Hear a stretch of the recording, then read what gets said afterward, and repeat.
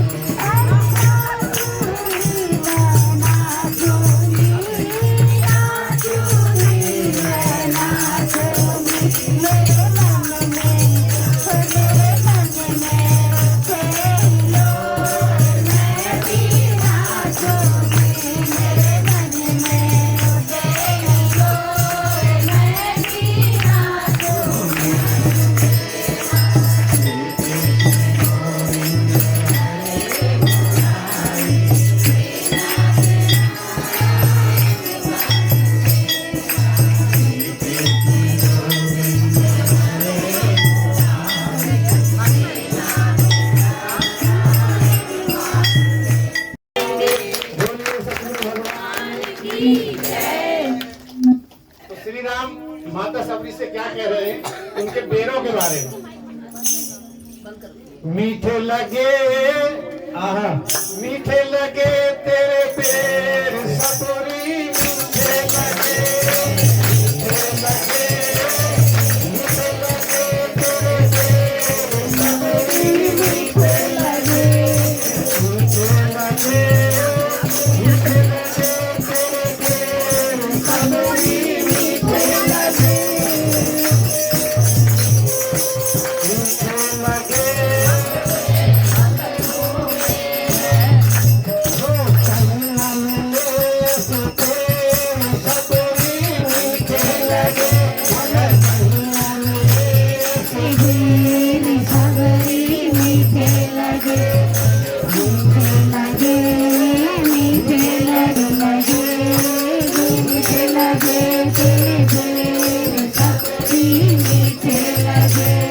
मीठे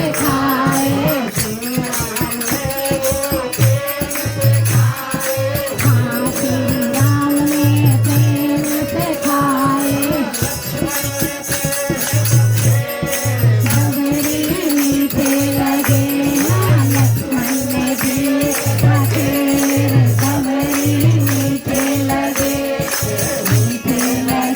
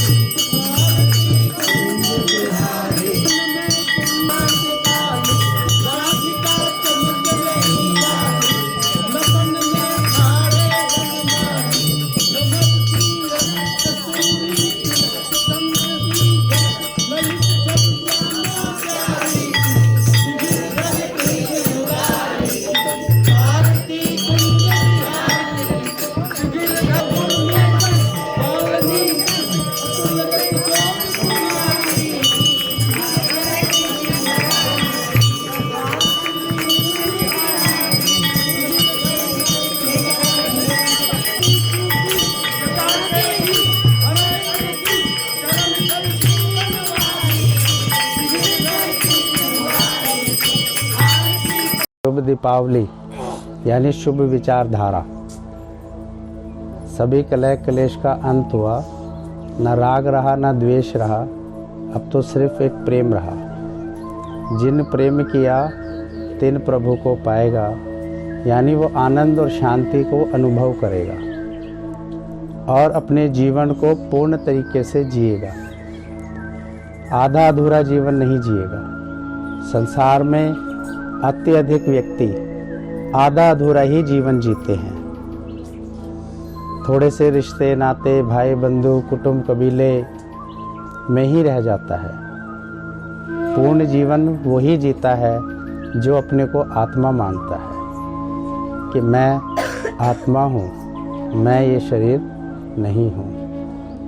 जो कोई भी इस विचारधारा के साथ इस मनुष्य देह में रहता है और इस धरती पर अपने जीवन को व्यतीत करता है, सच मानिए वही वास्तव में यहाँ जीता है। नहीं तो सभी माता पिता, भाई बहन, पति पत्नी, रिश्ते नाते सब बने, लेकिन सुख क्या है और खुशी क्या है ये अनुभव नहीं कर पाए।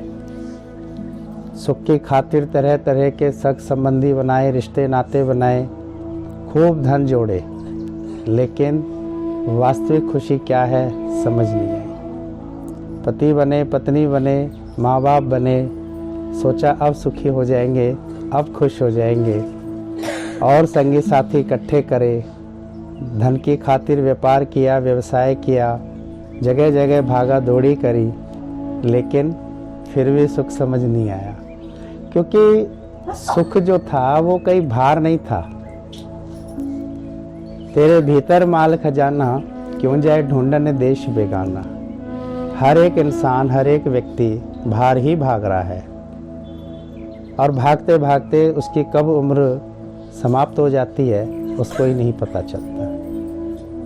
लेकिन उसकी सुख की तलाश कभी खत्म नहीं होती। तभी साधु संत महात्मा और महापुरुषों ने कहा, क्षीण भंगुर है, मृग तृष्णा है, जहाँ से किसी की आज तक प्यास नहीं बुझी, जहाँ से आज तक किसी को कोई खुशी नहीं मिली।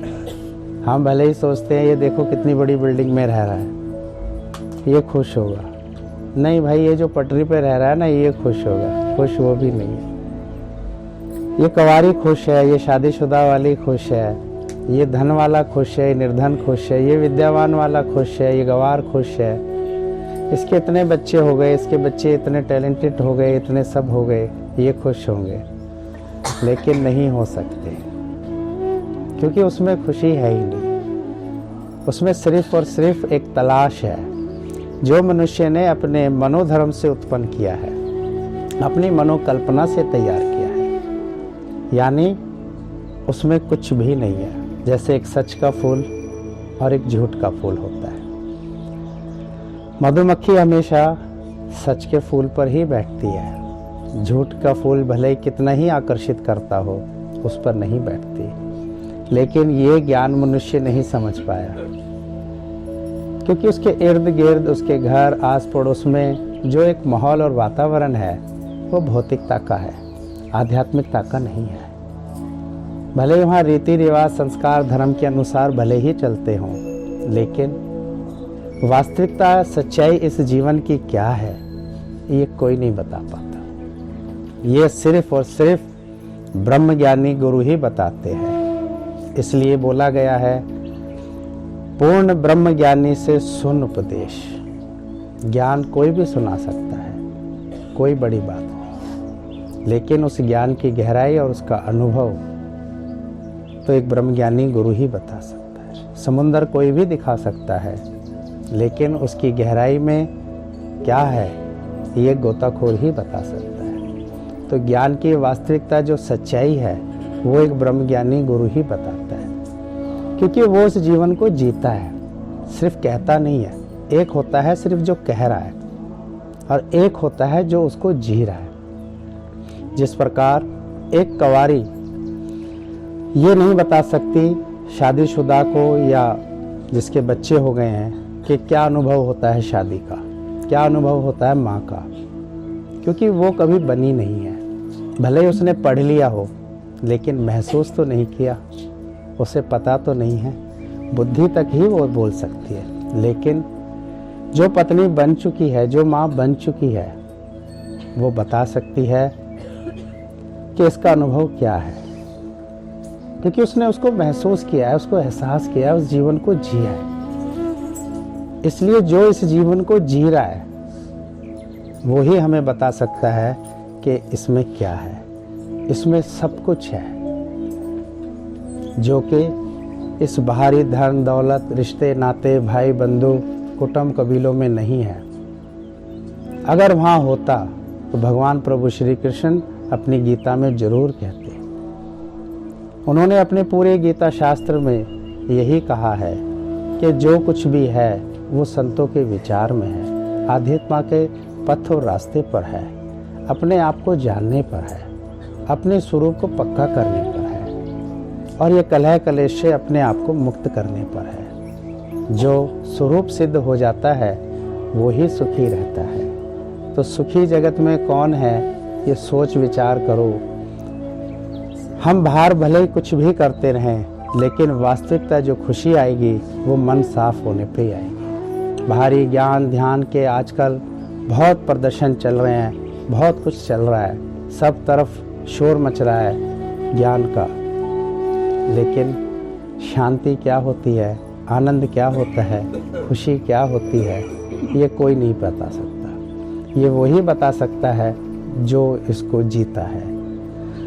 तो हम सब जो आज एकत्रित हुए हैं, एक ऐसी विचारधारा को जानने के लिए आए, एक ऐसे दृष्टिकोण को देखने के लिए आए हैं जो कि सुखी है, जो कि खुश है, जो कि बिना इस भारी पदार्थ और भौतिकताओं की चीज़ों के बगैर जी रहा है। तो वो होते हैं गुरु। हम गुरुओं के जीवन को देखें, उनके रोज के आचरण को और व्यवहार को देखें कि उनके जीवन में ना तो काम है, ना क्रोध है, ना लोभ है, ना मोह है, ना अहंकार है, ना राग है, ना द्वेष है, ना झूठ है, ना कलह है, ना कलेश है। एक प्रेम का सागर है, एक उदारता और करुणा है, वो एक मिठास है।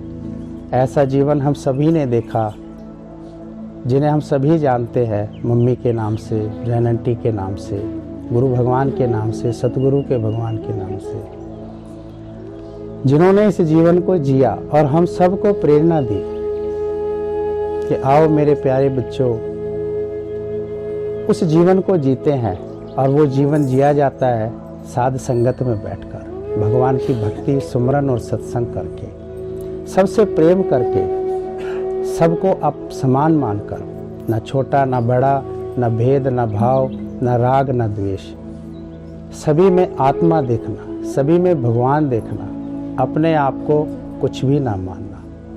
तो ऐसे महापुरुष के सानिध्य में हम सभी रहे, और आज उन्हीं की आशीष और आशीर्वाद से आज हम सब हंस रहे, मुस्कुरा रहे और खुश हो रहे।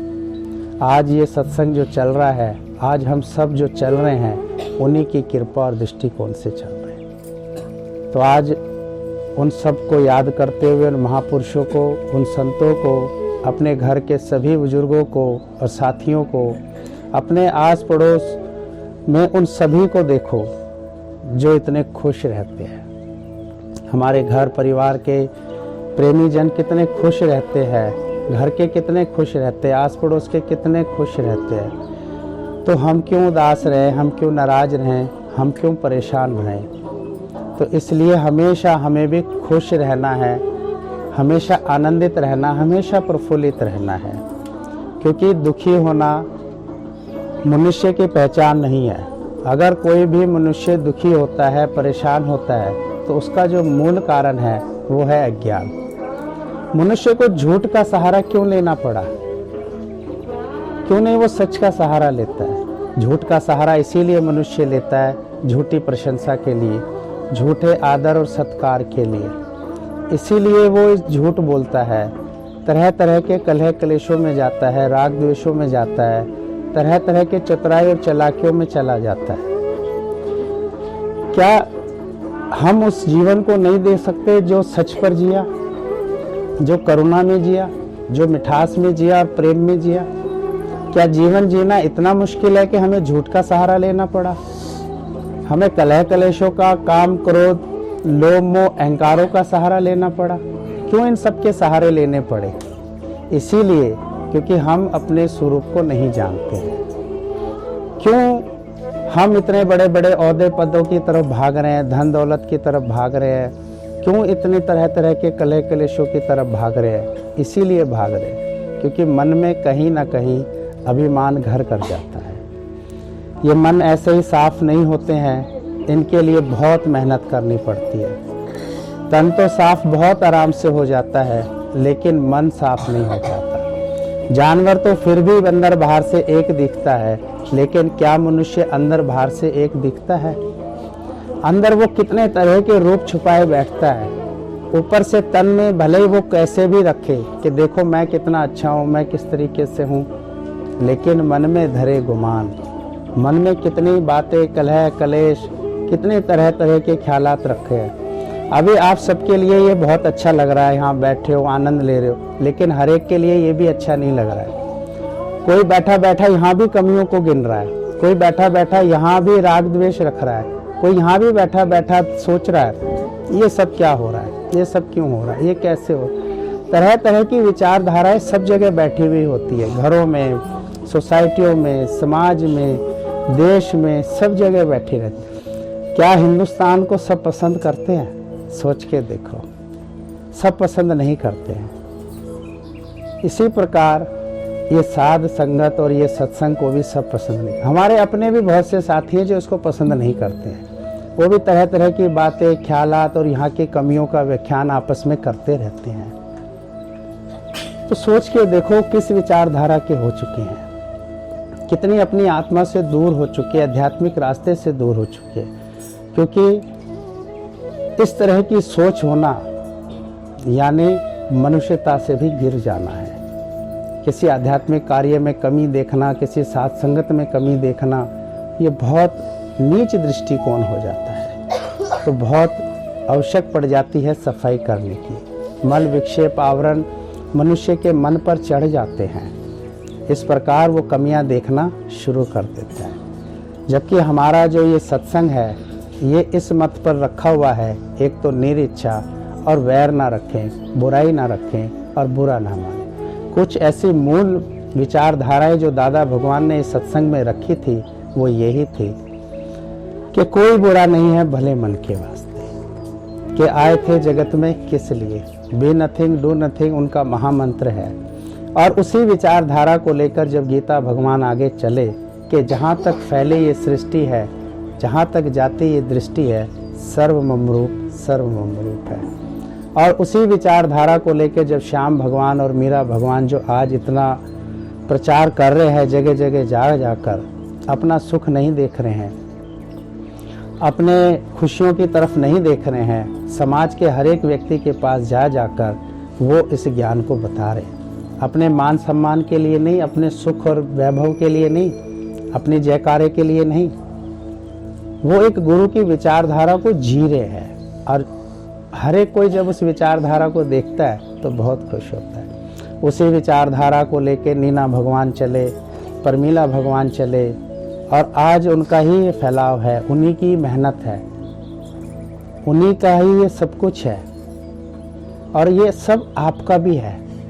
आप सब यहाँ आए, आप सब इसके हकदार बन गए, क्योंकि जो जहाँ बैठता है वो वहाँ का हो जाता है। आप सब ने इसको पसंद किया और यहाँ आए, तभी ये सब कुछ चल रहा है। और उसी विचारधारा को लेकर जब शारदा भगवान और हमारी जैन आंटी, गुरु भगवान, मम्मी जी जब हमारे इस एरिया में आए तो ये ऐसा एरिया नहीं था। इसका मतलब ये नहीं कि ये खराब था, मतलब इस तरह की सोच नहीं थी। सोच वही थी, अपना खाओ पियो मौज करो, अपनी तरफ ही देखो, अपना ही सब कुछ सोचो, अपना ही नाम हो, अपना ही सब कुछ हो। लेकिन जब संत आते हैं नगर में और फिर आते हैं हमारे हृदय में, तो अहो भाग्य और सौभाग्य बन जाते हैं। और इतनी खुशी मिलती है कि वास्तविकता का जो जीवन है वो तो भक्ति का ही था, भौतिकता का नहीं था। तो ऐसे महापुरुषों का स्मरण करते हुए, उन्हें याद करते हुए, उनकी विचारधाराओं को बार बार पुनः स्मरण करते हुए हमारा जीवन उज्जवल हो जाता है। मन साफ हो जाता है और उससे खुशी हमें ही मिलती है, किसी और को नहीं मिलती है। अगर मन पुष्ट है तो जीवन संतुष्ट है, और अगर मन में ही पुष्टि नहीं है, मन में तंदुरुस्ती नहीं है, मन में खुशी नहीं है, तो कुछ भी खाते रहो, पीते रहो और कहीं भी रहो, तो जीवन में वो सब कुछ नहीं मिल सकता है। तो मेरा अपना भी मत यही है, अपनी विचारधारा यही है कि वास्तविक जीवन तो साध संगत के साथ ही है और कहीं नहीं है। कहीं भी घूमो, कहीं भी फिरो, ऊपर से भले ही कितने ही लगते हैं ये खुश है, सुखी है, लेकिन हमसे ज़्यादा नहीं हो सकते, क्योंकि उनकी सब चीज़ें पुरानी हो जाएंगी, घिस पिट जाएंगी। उनका धन दौलत, नौकरी, व्यवसाय सब एक दिन हाथ से छूट जाएगा, सब बुजुर्ग हो जाएंगे।